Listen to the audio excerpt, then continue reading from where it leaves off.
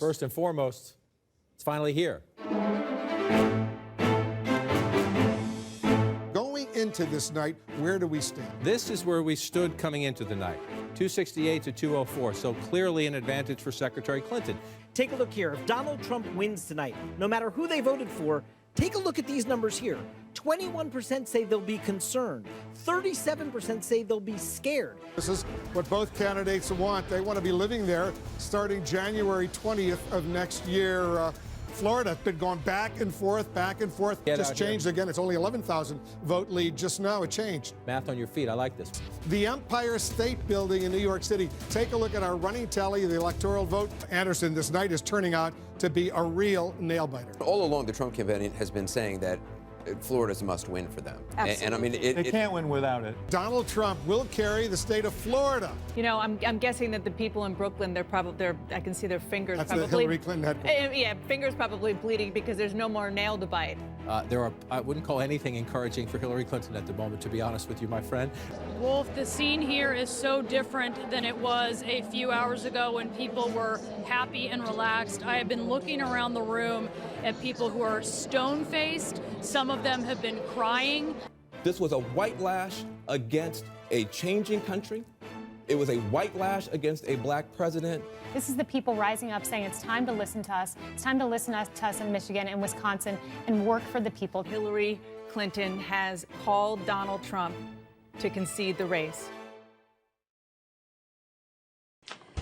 I just don't even know why there aren't uprisings all over the country, and maybe there will be. Show me where it says that protests are supposed to be polite and peaceful. How do you resist the temptation to run up and wring her neck? The biggest terror threat in this country is white men, most of them radicalized up to the right. I thought he should have punched him in the face. I said, even if you lost, he insulted your wife. Yes. He came down the escalator and called Mexicans rapists and murderers. He said, well, what do you think I should have done? I said, I think you should have punched him in the face and then gotten out of the race. You would have been a hero. I'd like to punch him in the face. I said if we were in high school, I'd take him behind the gym and beat the hell out of him. Punch some people in the face! When was the last time an actor assassinated a president? They're still going to have to go out and put a bullet in Donald Trump, and that's a fact. I have thought an awful lot about blowing up the White House. If you think we're rallying now, you ain't seen nothing yet. The electors meet tomorrow, and there has been this campaign to try to get some of them to not vote for Donald Trump, to be faithless electors. Some Hollywood celebrities have put out a video appealing to them, even appealing to specific electors by name. Take a look. Republican members of the Electoral College, this message is for you. As you know, our founding fathers built the Electoral College to safeguard the American people from the dangers of a demagogue and to ensure that the presidency only goes to someone who is, to an eminent degree, endowed with the requisite qualifications. An eminent degree. Someone who is highly qualified for the job. The Electoral College was created specifically to prevent an unfit candidate from becoming president. There are 538 members of the Electoral College. You and just 36 other conscientious Republican electors can make a difference. By voting your conscience on December 19th. And thereby shaping the future of our nation. I'm not asking you to vote for Hillary Clinton. I'm not asking you to vote for Hillary Clinton. I'm not asking you to vote for Hillary Clinton. As you know, the Constitution gives electors the right to vote for any eligible person. Any eligible person, no matter which party they belong to. But it should certainly be someone you consider especially competent. Especially competent to serve as President of the United States of America. By voting your conscience, you and other brave Republican electors can give the House of Representatives the option to select a qualified candidate for the presidency. I stand with you. I stand with you. I stand with you. I stand with you in support and solidarity with conservatives, independents, and liberals. And all citizens of the United States. The American people trust that your voice speaks for us all. and that you will make yourself heard through the constitutional responsibility granted to you by Alexander Hamilton himself. What is evident is that Donald Trump lacks more than the qualifications to be president. He lacks the necessary stability. And clearly the respect for the Constitution of our great nation. You have the position, The authority, and the opportunity to go down in the books as an American hero who changed the course of history. And you have my respect. You have my respect. You have my respect. for your patriotism, and service to the American people. Unite for America.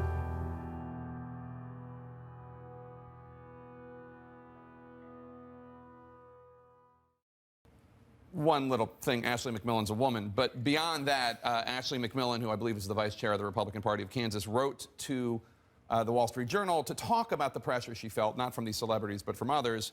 And Ms. McMillan wrote, "I won't violate the will of the people of Kansas simply because coastal elites think Mr. Trump tweets too much." Do you think there's any hope that anything other than Donald Trump becoming president will happen tomorrow? I think for these people, for these celebrities. I think very little.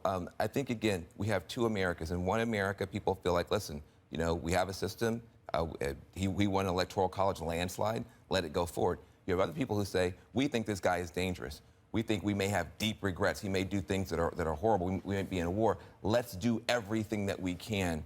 And the electoral college, you know, Hamilton says there's supposed to be a check on tyranny, a check on demagogues. Do your job. So again, it's hard to understand how divided the country is, that for some people that makes perfectly good sense to run that ad, and other people are saying, what are you doing? I just want to know where the liberal elite outrage was when Barack Obama won the Electoral College 4 years ago and 8 years ago. Now, all of a sudden, the Republicans won.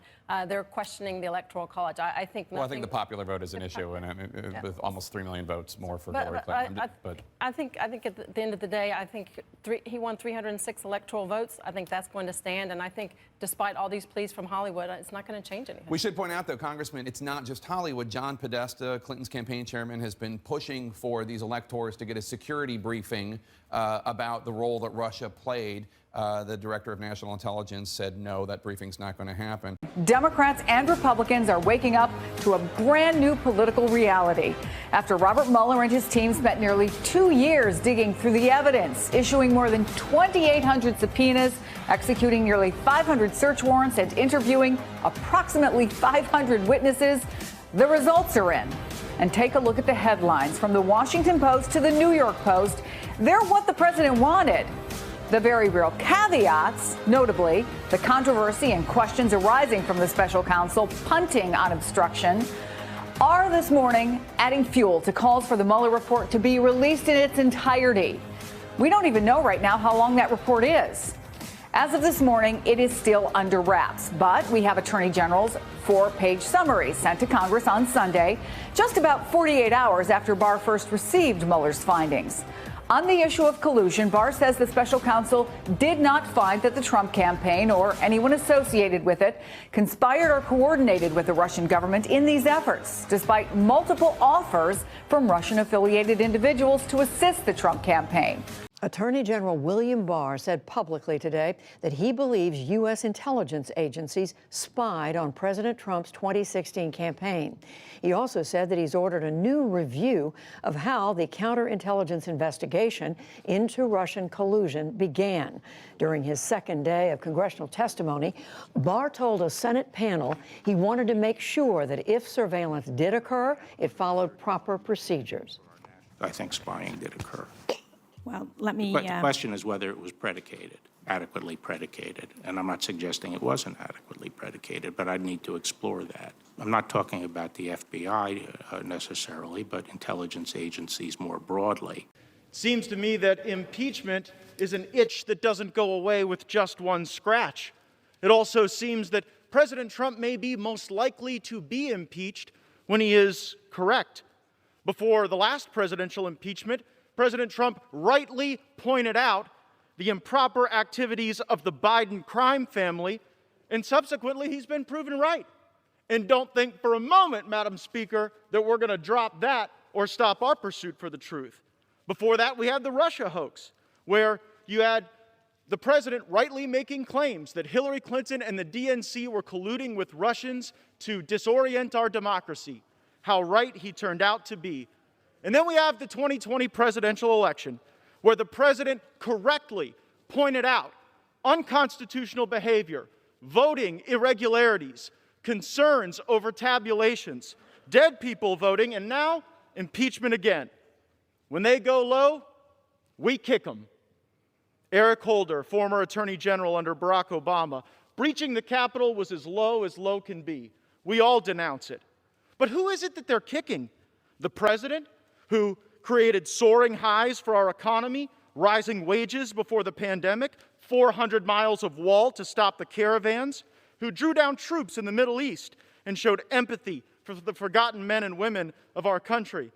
It's why so many people love him so much, and it's why they're kicking all of us. This president has faced unprecedented hatred and resistance from big media, big tech, and big egos, from congressional leaders on both sides of the aisle. Before the rioters tore through that glass, Speaker Pelosi stood at that rostrum and tore through the president's State of the Union speech, inciting anger, resentment, division. Some believe that truly these true colors are being shown now through this divisive partisan impeachment. The Speaker of the House, I would request an additional 40 seconds.